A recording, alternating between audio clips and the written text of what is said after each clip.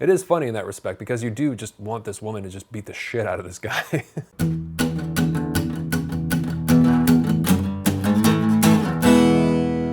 Better than food, man. Good morning, everyone. Happy Halloween. Welcome to Better Than Food Book Reviews. I'm your host, Clifford Lee Sargent. Hope you're doing well. Great to see you as always. Get that? No, I've had enough coffee today. I'm wired as is. Shiny, shiny, shiny boots of leather. So today is the fantastical Gothic novel Venus in Furs by Leopold von Sacher-Masoch. If you haven't heard that song by the Velvet Underground, I highly suggest you just stop this video and go to YouTube and discover that classic for yourself. It's, like, legendary. Many of you will probably know the lyrics to that song, especially that line, but do you know where they come from? Taste the whip, now bleed for me. So we know the archetype of the dominatrix with the leather and the boots and the fetishistic clothing and pieces and accoutrements.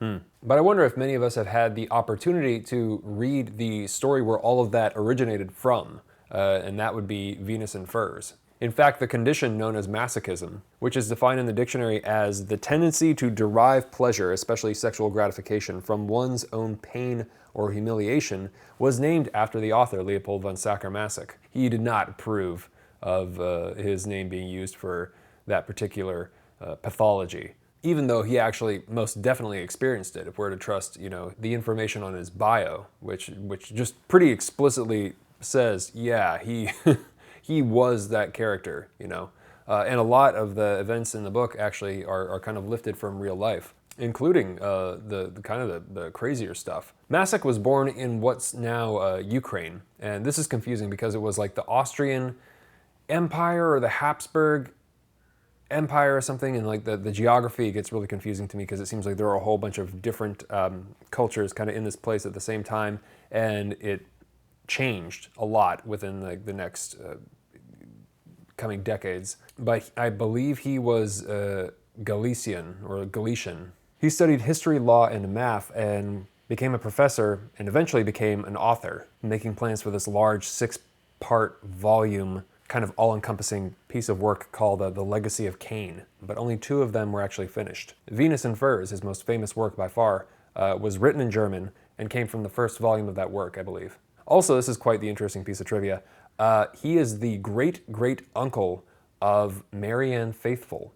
I think I gave this one a shot a long time ago when I first learned about the Marquis de Sade because the names are used in the same sentences often. I didn't finish it and I'm not sure why. Probably the frilly style, honestly. It's very kind of like gushingly romantic in some areas, obnoxiously so. I mean, the story is not that good either. That's the interesting thing. You stick with the book because the psychological condition that the character experiences, it's such a unique, entertaining condition that it's comical and kind of bizarre and repulsive and fascinating. Sade and Masoch actually both have incorporated and written about the Russian Empress Catherine the Great, I learned, which Wikipedia said was Russia's longest-running female ruler, and I found that interesting. I don't know anything about her. Venus in Furs, I want to stress, is not the Marquis de Sade, who, if you haven't read, writes a kind of outrageous, nihilistic, violent pornography, mixed in with some atheistic philosophy and kind of absurd,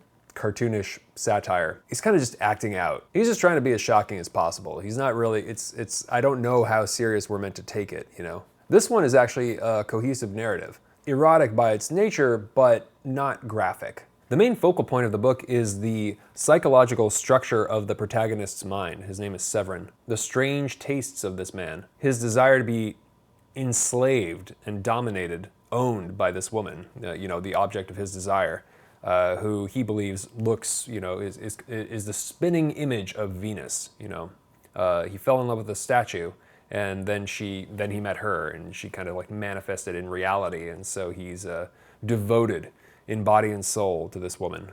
So I want you to picture the Looney Tunes Peter Lorre in the role of this man, right? When you're reading the book, opposite this beautiful woman. It just all makes sense and becomes so much better. Yes, whip me, mistress, beat me, please! But really there's something larger at play here, which occasionally sifts through the cracks in the cliche lines he delivers. But you can see what might be the first depiction of a real condition that was unnamed at the time. And so, apparently, against the approval of Masoch himself, the term masochism was born in the Psychopathia Sexualis, written by Richard von Krafft-Ebing, and gradually infiltrated public consciousness. And this is a highly influential book. It eventually influenced psychologists I've read, from Freud to Deleuze and Foucault. It also seems to have inspired some of the writings of Bruno Schulz, whose Street of Crocodiles I am currently reading. And there are some very interesting connections here. One of my favorite things to do here is to sort of discover the historical path of influence in literature. So check this out.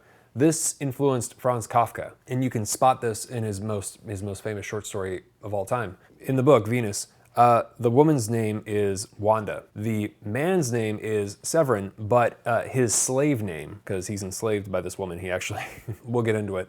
His slave name is Gregor, like Gregor Samsa, the man who turns into a cockroach in the Metamorphosis, made disgusting by something he can't control. That's not a coincidence, it can't be. I came across this ebook, which I've linked to below. I didn't read it, but I saw the description, and it was called Masochism, Franz Kafka and the eroticization of suffering, and I put it together. So you can trace this line of influence through Masoch, then Kafka, then Schulz, and then Lou Reed and the Velvet Underground, and now everybody and their mother, right? Well, maybe that's an exaggeration, but it's a very common archetype. I've linked to a very interesting article detailing below. As a narrative itself, there's a lot of weak fluff in the main character's pinings for domination. He in particular is not that interesting. We don't really want him to win per se, except unless that means him getting beaten by her, whipped to shreds, which is I definitely found myself wanting that the entire time. He doesn't seem capable of a decent revenge. He can't even kill himself. And I've already forgot the ending after finishing it yesterday. It's okay as a unique, entertaining, let's face it, Gothic novel, depicting a strange psychological fixation and archetype, but not as an amazing story or narrative. I think it's kind of a one-trick pony.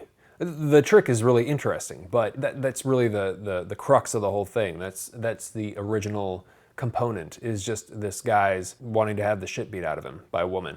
Not only by a woman, there's also kind of this, according to the introduction, there's sort of this slight homoerotic thing going on there as well, where he wants to be beaten by the woman, and later this Greek man who she takes as her lover, this prince or something like that. So yeah, it's definitely racy for the time, and it's progressive. It's very entertaining, but not profound. Maybe for some people. It's also funny, right? And it's self-aware of its humor. It's really, he does have a sense of humor, and that's kind of something refreshing about it. Is it's not taking itself super seriously at all. It's really pretty comical, and the introduction says that as well. So I think the author is aware of kind of the absurdity of everything, including his own desires, maybe to an extent, I don't know. Because back in real life, we'll talk about that, it got kind of weird. It reads like a reversed chivalrous romance, right? With elements of a Gothic novel. There's this foppish young guy in the Carpathians who meets a young, beautiful widow who happens to resemble a statue of Venus that he's in love with, that he worships, that he saw in a dream. She's his dream manifested. Somewhere in here, fur becomes more than just a fashion statement and takes on this kind of fetishistic quality. There's some sort of regal thing to it, Interestingly enough, I think Chuck Palahniuk, author of Fight Club, was talking about fur in Italy and how it went in and out of style recently on something. It might have been Ferris or Rogan. It was an interesting story. So initially, Severin is courting this woman in a traditional flowery manner, gag, and then he begins to explain his desire to be dominated by a woman, to enslave him. He could only love her all the more, so he says.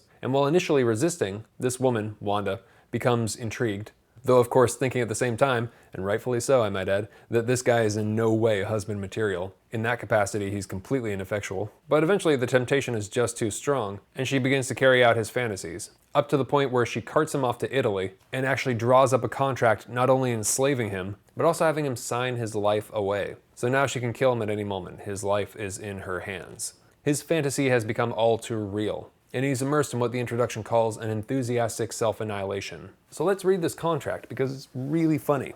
Masoch had a relationship that inspired this book, and I think something very similar actually happened. There was a contract drawn up, and he was technically enslaved by a woman. Contract between Frau Wanda von Dunajew and Herr Severin von Kusiemski. Herr Severin von Kusiemski ceases of today to be the fiancé of Frau von der Dunayev, and renounces all rights as lover. He then commits himself on his word of honor as a man and nobleman to being henceforth the slave of Frau von Dunayev until such time as she herself restores his freedom. As the slave of Frau von Dunayev, he is to have the name Gregor, unconditionally fulfill each of her wishes, obey each of her orders, show submissiveness to his mistress, and view any sign of her favor as an extraordinary grace. Not only may Frau von Dunayev punish her slave as she sees fit for the slightest oversight or offense, but she also has the right to mistreat him at whim or merely as a pastime, however it happens to please her, and she even has the right to kill him if she so wishes. In short, he is her absolute property. Should Frau von Dunayev ever grant her slave his freedom, then Herr Severin von Kuziemski must forget everything he has experienced or endured as a slave, and never under any circumstances whatsoever and in no way, shape, or form whatsoever consider revenge or retaliation. For her part, Frau von Dunayev promises as his mistress to appear in fur as frequently as possible, especially when she is being cruel to her slave. So there you go. So yeah, what follows is a strange story filled with tumultuous melodramatic back and forths between these two, and it's difficult to discover what it is that either of them really want after all their exchanges. It's a bizarre love story, one that I've never read anything like, really. It's on again, off again, I love you, I hate you, I'm not serious, I'm deadly serious. Needless to say, unsurprisingly, he's driven mad for a period of time, to the point of nearly killing himself. In the end, spoiler alert, he's abandoned by her for another man, but afterwards he shapes up himself and becomes normal. So the book tries to spin it like her sadism cured his tormented thirst for annihilation. And I say this because of Lou Reed's line from the song Venus and Furs by the Velvet Underground, "Strike, dear mistress, and cure his heart." Pretty good line. Sums it up right there. Beat him to death, please, my God, he's just so whiny. It is funny in that respect because you do just want this woman to just beat the shit out of this guy. But within this struggle of forces, right, maybe there's something recognizable in the externalization of love through pain and whips and submission.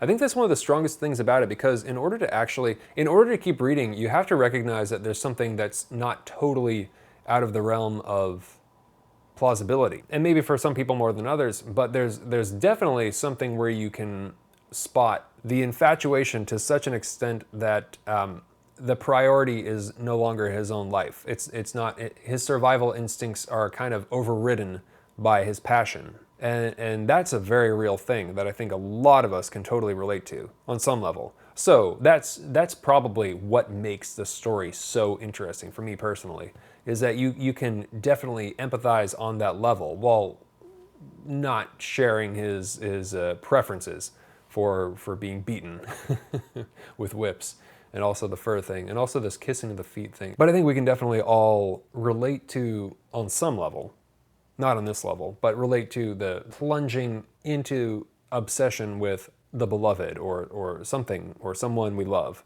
the sacrificing of yourself for them. That is to some degree love in itself, I think. Yeah, I think that's the strongest component of the book and what makes it good. Something is getting across, and it appears to have tapped into something that many men identify with, though secretly, I'd wager.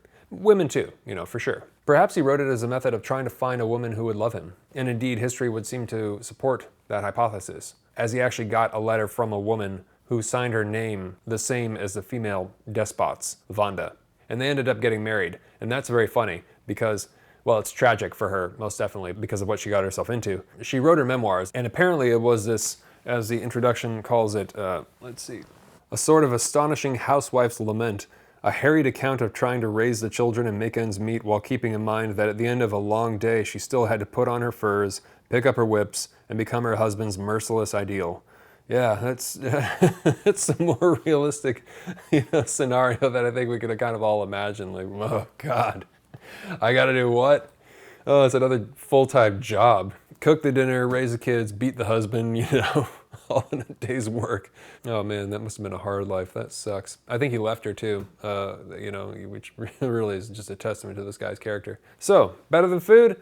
It was okay. Not my favorite, because it's just not that great of a book. I think for something similar, honestly, that was executed in a more interesting way, Torture Garden by Octave Mirbeau was pretty good. And reminds me a lot of this one. And I can certainly appreciate the literary influence. Definitely required reading for anybody who's into the Gothic novel and interested in particular tales of dark, psychological, sexual pathology. It's also a humorous read, so it has that going for it. It's also short, so you know, you could probably finish it in a couple days. Maybe some of you just one. I don't know. So that's all I've got for you today. Coffee time. And y'all know how this works, so thank you very much to the new patrons. I really appreciate it, and best of luck. All right, here we go. Nate. Thank you very much, Nate. Really appreciate the support. You're going to receive Venus in Furs by Leopold von Sacher-Masoch and some delicious coffee. Hope you enjoy both, and happy Halloween. Thank you very much for the support, everyone. I truly appreciate it. Happy Halloween. Please always remember to bring a book. Have a great night, and I'll talk to you soon. Ciao.